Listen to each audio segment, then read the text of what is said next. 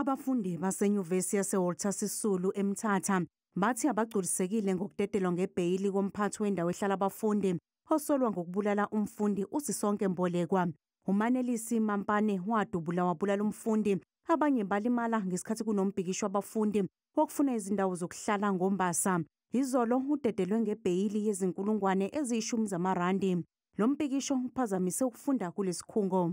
We have confiscated some items that the students have been using as we are trying to contain the situation inside the campus and to ensure that as far as possible there are minimum injuries and that no person will actually be injured during this process. Abazali bathi abeneme ngokwenzeka kule nyuvesi bathi uhlelo lwezobulungiswa lubenzile phansi. Abavandalizanga nisa abantwana siyoqoba lonke sebancane ningavandalize into.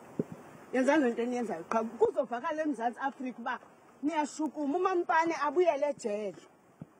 So konginosiyabhideka xa urhulumente wethu uzakhupha amapolisi ba makavele enze kanje nabantwana bebengali qha afuna ukuvakala izwi labo phi kurhulumente wethu othuleyo. uRamaphosa zange aphendule nenye into kwabhubha umntanami. Zange ndive nelinye ilizwi. Instead uyakwazi ukukhulula amapolisi ba makazobulala abantwana bethu. Umntana miyasafarisha ngokulwela impilo yakhe esibhedlela nebullets enhloko.